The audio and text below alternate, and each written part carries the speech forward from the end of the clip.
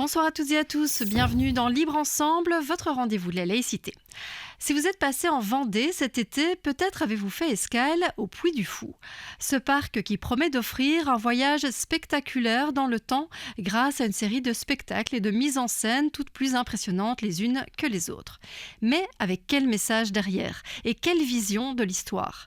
Alors que les parcs à thème historique remportent un succès grandissant, que des fresques télévisées historiques comme het Verhaal van Vlaanderen en Flandre réalisent des audiences dignes des matchs des Diables Rouges et que des hommes et femmes politiques manipulent des faits historiques, nous allons nous interroger ce soir sur les instrumentalisations de l'histoire à des fins politiques. Libre Ensemble, Vinciane Colson, Jacques Nizan. Et pour en discuter, j'ai le plaisir d'accueillir deux invités. Alors tout d'abord en studio, Frédéric Donte, bonsoir. Bonsoir. Vous êtes historien du droit à la VUB. Et alors par téléphone, nous accueillons Florian Besson, bonsoir. Bonsoir. Vous êtes historien spécialiste du Moyen-Âge et plus particulièrement des croisades et des États latins d'Orient. Et vous avez rédigé avec trois autres historiens un livre intitulé « Le Puy du Fou, enquête sur un parc qui déforme l'histoire ». Alors, Florian Besson, le Puy du Fou, il attire plus de 2 millions de visiteurs chaque année, une majorité de Français, mais parmi les touristes étrangers, ce sont les Belges qui sont les plus nombreux. Donc le succès est grandissant pour ce parc, il vient de fêter ses 45 ans quand même. La première réaction, ce serait plutôt de se réjouir et de se dire « Tiens, voilà, l'histoire intéresse, touche les gens ». Et pourtant, vous avez décrypté les spectacles et vous écrivez dans le livre « L'histoire n'est pas seulement rhabillée et apprêtée pour plaire à un large public, elle est bel et bien défigurée ». Expliquez-nous. Oui, alors effectivement, le but c'est pas de se réjouir ou de déplorer.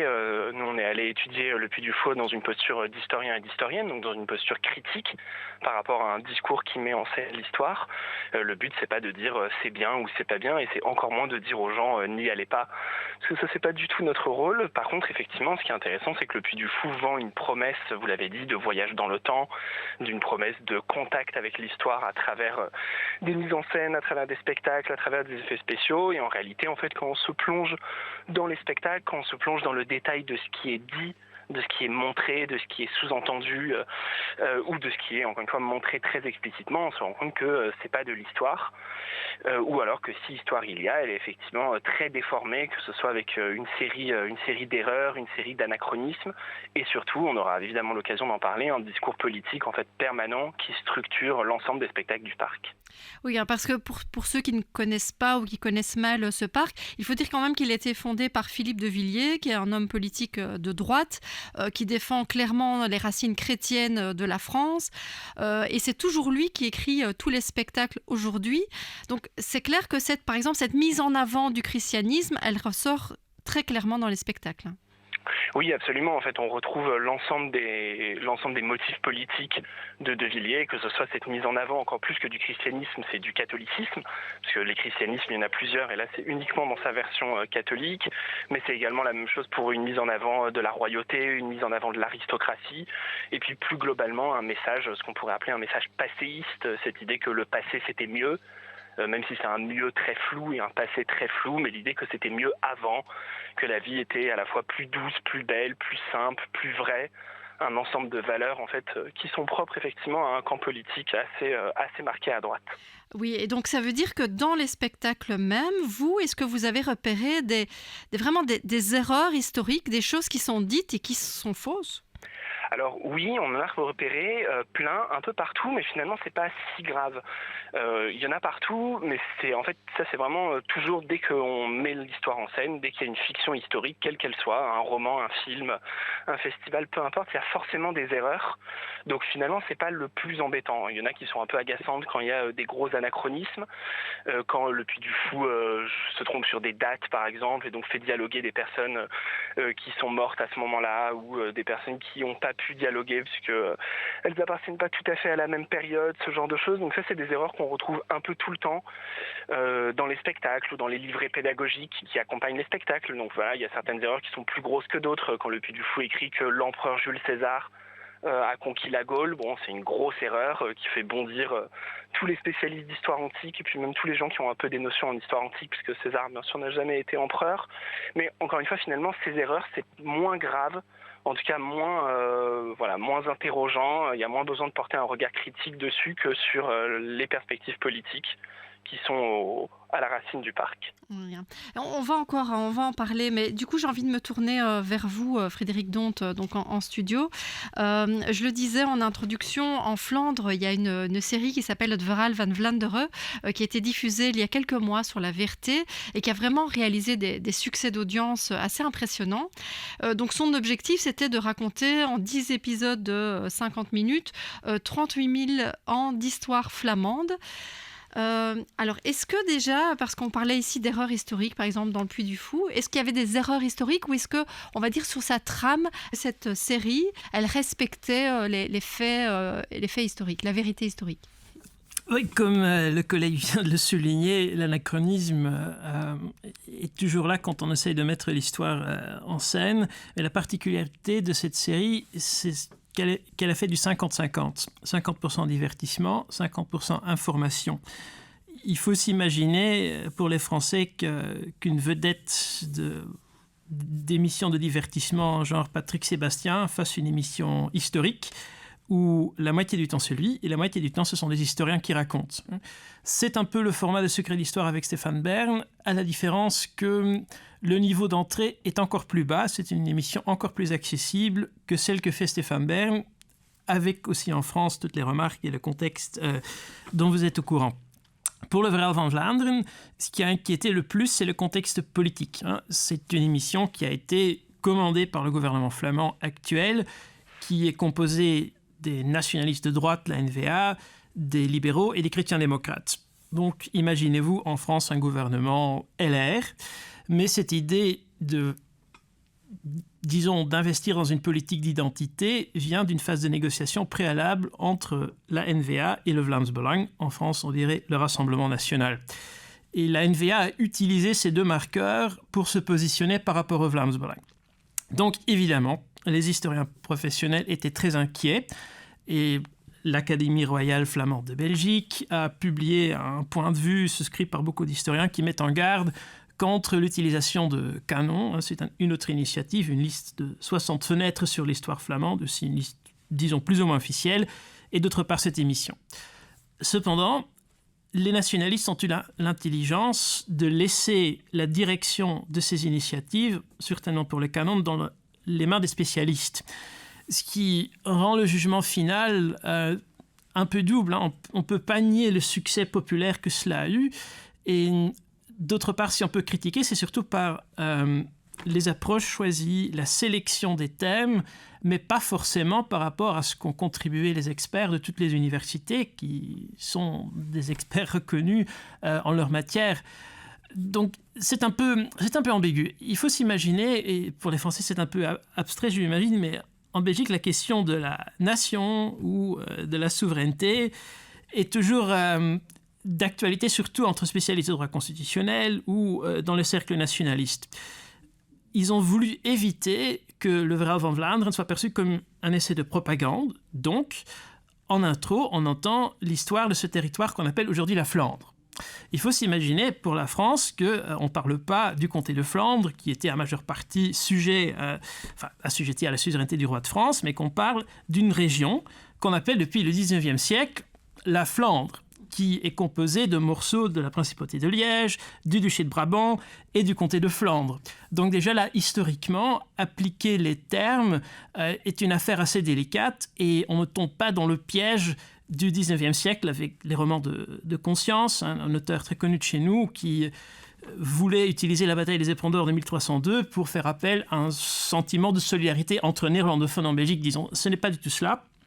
On respecte les réalités historiques et les institutions. On n'essaie pas de rétroprojecter la Flandre telle qu'elle existe aujourd'hui dans le passé, mais il y a des petits éléments de langage qui sont répétés, il y a des impressions subjectives qui peuvent rester dans la tête, disons, des spectateurs occasionnels du dimanche soir à 20h qui cherchent surtout du divertissement.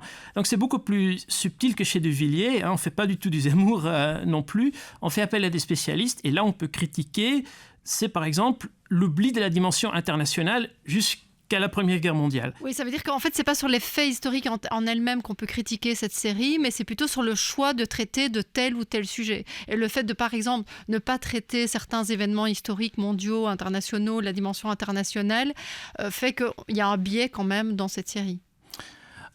Un biais, ce n'est pas sûr. Hein. Ce qui est assez drôle pour un projet qui devrait plaire aux nationalistes flamands, c'est que, par exemple, la bataille des Éperons d'Or, où l'armée du roi de France a été défaite à Courtrai au début du XIVe siècle, est présentée sous un angle d'approche très marxiste.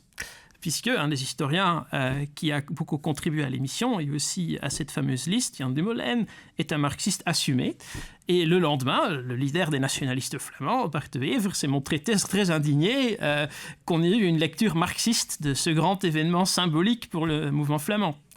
Donc oui, ça veut dire que ça a été commandé par les nationalistes, mais que tous les épisodes ne leur ont pas plu nécessairement. C'est ça le... Oui, en effet, et ça suscitait un peu de débat. Donc ce que je viens de mentionner, l'oubli du contexte international, ça vaut aussi pour 1302 et dans les colonnes des journaux, où évidemment on a un tout autre public que celui qui regarde la télé le dimanche soir.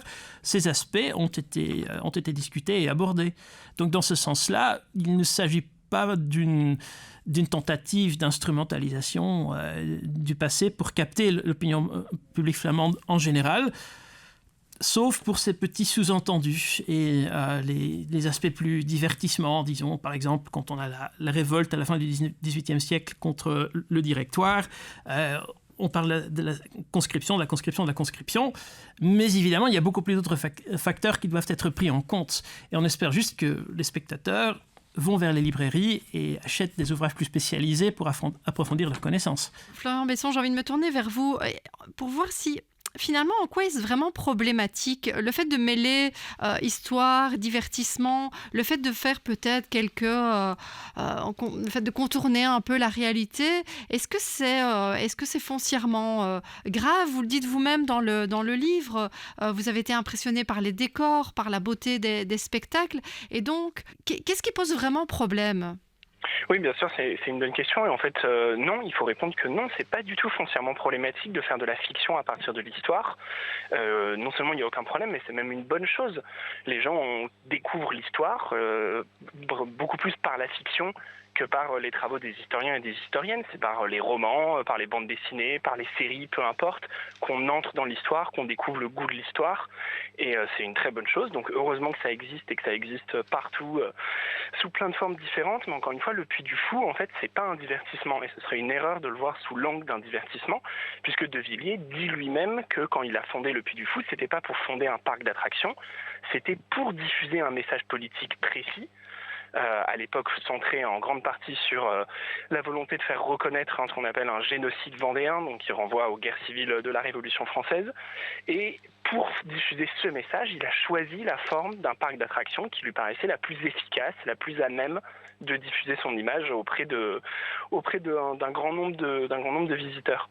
Et est-ce que vous avez l'impression que ça fonctionne du coup, que le message finalement passe de façon insidieuse et qu'on convainc grâce à ça? Bon, là, ça c'est vraiment délicat parce que, en fait, il faudrait pour le coup une vraie enquête sociologique sur la réception de ce message auprès des publics du parc. Je pense qu'il faut tenir un discours un peu équilibré. Il faut pas sous-estimer l'intelligence critique du grand public. Les gens sont pas bêtes. Ils sont tout à fait capables de voir qu'on leur sert un discours de propagande catholique, royaliste, anti-révolutionnaire, etc., etc. Donc, ils sont capables de le voir. Ils sont capables de s'en détacher. Ils sont capables aussi tout simplement d'apprécier les combats, les explosions, les effets spéciaux sans être touchés dans leurs convictions. Autrement dit, il ne suffit pas d'aller au Puy du Fou pour sortir en votant Éric Zemmour. Et dans l'autre sens, et là je rejoins tout à fait ce que disait mon collègue, il ne faut pas non plus sous-estimer l'efficacité d'images qui peuvent laisser des graines, surtout quand elles sont reprises de spectacle en spectacle, surtout quand par ailleurs elles sont alimentées en France par d'autres publications, des journaux, des articles, des émissions de radio qui sont sur la même ligne de front et qui du coup reprennent les mêmes messages, les mêmes antiennes, les mêmes motifs. Donc je pense que voilà, il faut essayer d'être un peu équilibré sur cette question de la réception et donc de l'efficacité de ce genre de machine. Du coup, Frédéric Donte, je lisais que par exemple, à Verhaal van Vlaanderen, certains professeurs comptaient peut-être le diffuser dans les écoles, justement pour l'utiliser comme outil pédagogique. Mais ça signifie quand même qu'il y a une baisse de niveau. Enfin, on est dans de la... Voilà, vous l'avez dit, dans un divertissement, mais et ça montre quoi? Qu'il y a quand même une baisse de niveau de l'enseignement de l'histoire à l'école? En tout cas, qu'est-ce que ça vous pose comme question, le fait que ce soit diffusé, par exemple, dans les écoles?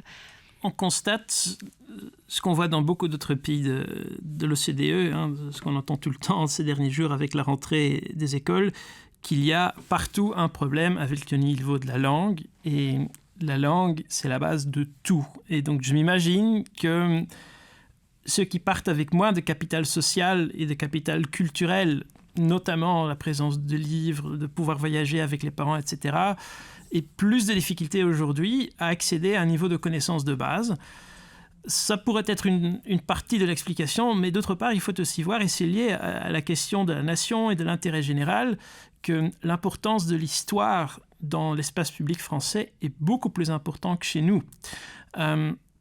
Chez nous, les gens sont mobilisés pour des événements en marge du patrimoine. Quand il y a à boire ou à manger, les touristes étrangers viennent dans les musées, mais notre propre population est très difficile à mobiliser là-dessus. Et dans l'enseignement, on a parfois tendance à céder un peu à ça.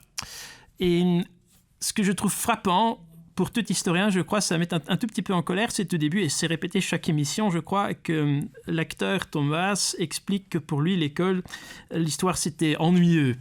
C'était trop abstrait, que c'était pas bien. Ça parlait des Grecs et des Romains, il comprenait rien. Et ensuite, il commence dans la préhistoire, il va évidemment aussi faire l'époque antique. C'est complètement contradictoire, mais on essaye d'aller dans le sens de caresser le public dans le sens du poil en disant écoutez, ce que vous voyez à l'école, on comprend que ça ne vous dise rien et voilà quelque chose d'amusant. Mais je crois que tout professeur d'histoire, face à ça, doit justement démontrer les angles d'approche qui n'ont pas été choisis, les aspects problématiques de certains épisodes. Et là, je crois qu'on peut quand même susciter un peu d'intérêt chez les étudiants. Il faut voir aussi que dans la recherche en général, la perspective traditionnelle d'histoire des institutions, d'histoire politique, d'histoire diplomatique, a été très largement délaissée et ça a aussi tendance à fragmenter, à pluraliser l'enseignement dans le secondaire en espérant qu'on suscite l'intérêt des étudiants. C'est un débat tout à fait à part. Moi, j'enseigne l'histoire politique et l'histoire du droit et à mon avis, ça peut mener dans toutes les directions et être combiné avec n'importe quel sujet, mais il y a certainement une certaine fragilité par rapport à ça, d'autant plus que la question institutionnelle aujourd'hui en Belgique est très compliquée. Un des aspects qui n'est pas traité dans le Verhaal van Vlaanderen, c'est la réforme de l'État. On a eu 6 réformes de l'État depuis 1970. C'est trop compliqué pour expliquer aux téléspectateurs le dimanche soir. Par contre, ce que je trouve très positif, c'est que, contrairement aux clichés véhiculés par des nationalistes flamands qui travaillent dur et qui payent soi-disant pour le reste du pays, on montre les acquis sociaux, la conquête du droit de vote, les congés payés, la position des immigrés depuis les années 60 et leur contribution à notre essor économique. Et ça, ce sont des points de vue, je crois, qui peuvent aussi construire de nouveaux ponts entre de nouvelles générations d'élèves et l'histoire qui appartient à tous. Florian Besson, on vient d'entendre Frédéric Donte qui disait, voilà, dans cette série télévisée en Flandre, le présentateur disait régulièrement dans mon enfance, j'ai trouvé que l'histoire était ennuyante. Et c'est un peu le discours que porte Philippe de Villiers, puisqu'il accuse les historiens, finalement, peut-être pas de ringardisme, mais je pense que dans votre livre, vous dites, il les accuse de mémoricide, on est encore pire. Et donc, on fait passer les historiens, les scientifiques, pour des ringards qui chipotent sur des détails? Oui, absolument. En fait, de Villiers, pour le coup, dirait dans mon enfance, l'histoire, c'était bien parce que c'était l'histoire de la Troisième République. Donc, c'était une histoire très nationaliste, très ce qu'on appelle le roman national. Et par contre, après, il construit tout un discours en disant « Et depuis, les historiens, avec une généralisation, comme si tous les historiens appartenaient à la même secte secrète. Les historiens ont essayé de tuer l'histoire. Ils les accusent dans un de ses livres d'être des médecins légistes se pressant sur le cadavre de l'histoire de France pour la disséquer de partout. Et ça, vraiment, c'est un des reproches forts de Villiers, quoi, avec cette opposition manichéenne entre, d'un côté, la bonne histoire que le Puy du Fou prétend incarner, une histoire avec des valeurs, avec un souffle, et au contraire, une mauvaise histoire caricaturée qui serait l'histoire universitaire, qui chipote sur des détails et qui perd le sens de ce qui est essentiel. Mais évidemment, c'est totalement faux, puisque l'histoire universitaire, mon collègue vient de le dire, c'est une histoire qui peut être passionnante, y compris avec des élèves très jeunes, qui sont pas du tout trop jeunes pour qu'on puisse leur faire de l'histoire critique, appuyée sur des sources, avec des nouveaux questionnements historiographiques, etc. C'est pas du tout ennuyeux, loin de là. Oui, et d'ailleurs, dans le livre, vous vous prêtez un exercice qui est assez intéressant. C'est que vous rédigez vous-même un scénario de spectacle qui se base sur des faits historiques et non pas sur des faits fantasmés. Donc, ça veut dire que finalement, mêler l'histoire et le divertissement, c'est faisable sans rogner sur la vérité, on va dire. Oui, bien sûr, c'est faisable, et puis ça a été fait, encore une fois, de plein de manières. On trouverait plein de bons exemples de ce mariage. Mais effectivement, la question, c'est dans quelle intention on le fait, sur quels matériaux on le fait. Dans les spectacles qu'on se plaît à imaginer à la fin, le point commun, c'est que tous ces spectacles, ils s'appuient sur des sources. Les historiens et les historiennes, ils travaillent sur des sources, sur des documents, des objets qui viennent du passé. C'est ce qui nous permet de ne pas raconter n'importe quoi, ce qui permet à notre travail d'être vérifié par nos pairs, etc. Donc ce qui permet à l'histoire en fait d'être une science humaine. Et évidemment, au Puy du Fou, il n'y a pas de source, puisque tous les spectacles sont inventés, déformés, caricaturés, etc. Alors que je pense que le plus important, si on veut faire de la fiction historique, c'est super, mais il faut des sources. Alors, Frédéric Donte, donc on l'a dit déjà, que ce soit dans le cas du Puy du Fou, où clairement il y a une volonté de manipulation, de montrer une certaine forme d'histoire en roman national. Ici, vous l'avez dit, le Adverhaal van Vlaanderen, il a quand même été commandité par le gouvernement flamand, et même s'il n'était pas à la manœuvre pour la réalisation de la série, il y a quand même eu une volonté de faire cette histoire de Flandre. Et donc, s'ils l'ont fait, c'est qu'il y a quand même une raison. C'est quand même montrer que la Flandre, elle a sa propre histoire, différente de l'histoire belge, par exemple.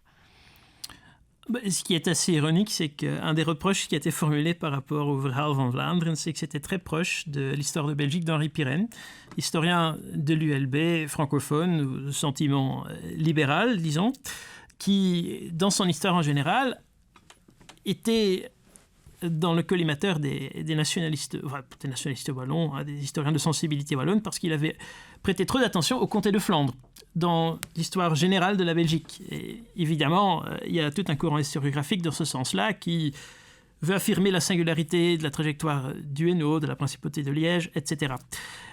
Ça, c'est un premier point. En quelque sorte, si c'est un roman national, se reproduit très fortement le roman national belge, et la Belgique n'est pas absente, évidemment, de toute cette histoire où on demande aux experts de venir expliquer au grand public. Cependant, il y a des craintes par rapport aux élections de l'année prochaine, où des sondages donnent une majorité à la NVA conjointement avec le Vlaams Belang. Mais je ne crois pas que ce genre d'émission est de nature à y contribuer beaucoup. On a mentionné la Troisième République tout à l'heure avec De Villiers. Pour la France, la Troisième République, c'est un régime parlementaire, c'est des droits et des libertés, c'est quand même la fin de la monarchie, c'est une période assez progressiste. On pourrait regretter que dans le Verhaal van Vlaanderen, il n'y ait pas beaucoup d'attention, par exemple, à la question confessionnelle au XIXe siècle, aux libertés constitutionnelles, ça passe assez vite, mais je ne crois pas que l'objectif fondamental de cette émission ait été de contribuer à, disons, une meilleure compréhension de ce que c'est d'être citoyen dans une démocratie. C'est du divertissement et des fenêtres sur le passé où les gens peuvent aller vérifier, quand ils habitent pas loin de Bruges ou de Gand, pourquoi tous ces touristes étrangers viennent visiter ces villes, ou même dans des endroits un peu moins connus. Il y a récemment un pont qui a été baptisé d'après Pandor Fernanda, un Congolais qui a obtenu un diplôme ici en Belgique sur l'époque coloniale.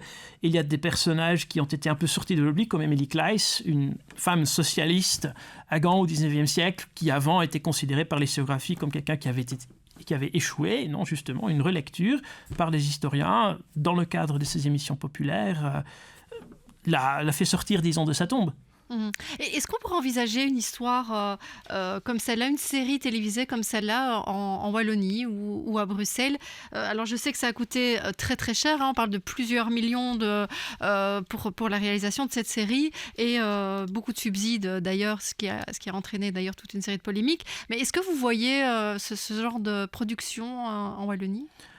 Je connais insuffisamment le paysage audiovisuel francophone en Belgique pour ça, mais il me semble logique qu'en 2030, par exemple, on essaye de faire quelque chose de commun. Hein. N'oubliez pas non plus, et M. de Villiers critique les historiens professionnels. On a un auteur en Flandre, Bart van Loo, qui a publié des ouvrages populaires sur les ducs de Bourgogne, une époque où notamment les deux côtés de la frontière linguistique étaient quand même pour la grande partie intégrés dans la monarchie dans l'État bourguignon. Lui, il critique nos historiens académiques puisqu'ils ne viennent pas devant le grand public, ils laissent ce champ-là à d'autres sortes d'initiatives. Et je crois que là, il y a quand même un fond de vérité.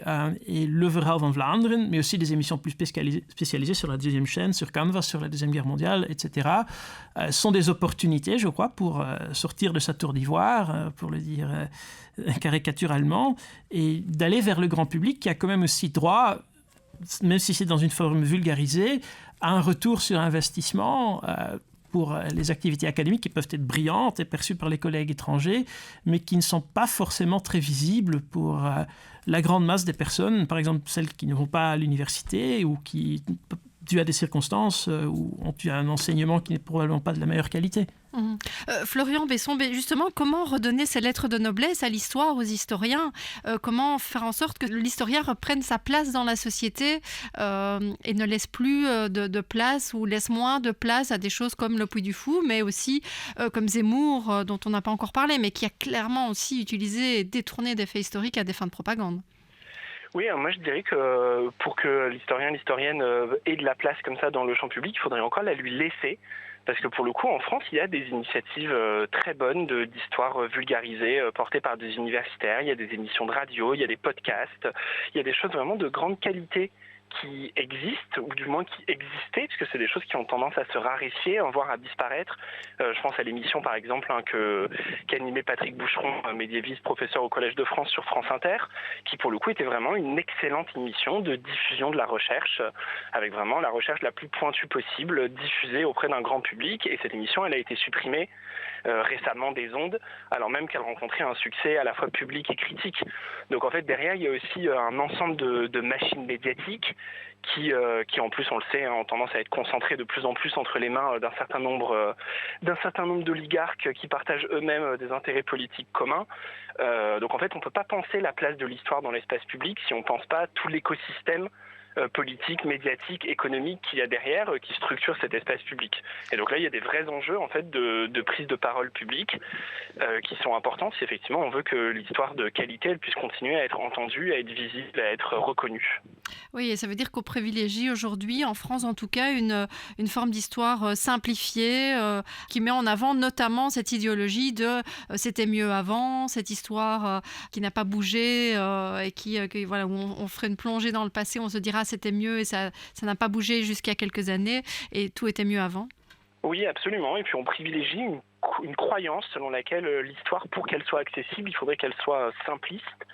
Ce qui est faux, puisqu'encore une fois, il y a plein d'exemples de très bonnes initiatives qui montrent qu'on peut tenir des discours complexes et notamment qu'on peut parler complexité aux gens. Les gens, ils sont pas bêtes et ils sont tout à fait capables de comprendre et même, en fait, ils apprécient quand on leur dit c'est plus compliqué que ça, les identités, c'est pas binaire, la France, elle n'existait pas au temps de Clovis et qu'on leur explique comment, qu'on leur montre des sources, qu'on leur montre comment les historiens et historiennes travaillent. Mais de plus en plus s'impose cette idée que le grand public est idiot et donc il faut un discours très simple dans lequel on ne peut pas du tout parler de nuances, pas de sources, pas de discours critiques, etc. Et en fait, du coup, c'est un discours qui se nourrit de lui-même. Si on appauvrit de plus en plus la qualité de ce qu'on produit, ça ne va pas aider non plus à produire ensuite un lectorat ou un public critique et avide de choses de plus en plus exigeantes. Quand même, vous avez France Culture et nous, on n'en a pas. Hein. Bon, on essaye en tout cas. Mais Et puis on peut miser aussi sur l'enseignement, hein. Soyons positifs pour terminer, sur l'enseignement qui doit aussi apprendre aux plus jeunes cette histoire et ces faits historiques. Mais vraiment merci à tous les deux. Donc Frédéric Donte, je rappelle, vous êtes historien du droit à la VUB, et Florian Besson, donc historien et auteur du livre Le Puy du Faux, enquête sur un parc qui déforme l'histoire. Je vais quand même citer vos co-auteurs qui sont historiens également. Il s'agit de Pauline Ducret, Guillaume Lancereau et Mathilde Larère. Merci beaucoup à tous les deux, et on va peut-être vous ouvrir les portes plus régulièrement pour aborder ces faits historiques. Je pense que ce sera un intérêt pour tout le monde. Merci beaucoup à tous les deux, et merci à vous de nous avoir suivis. Une belle soirée à tous.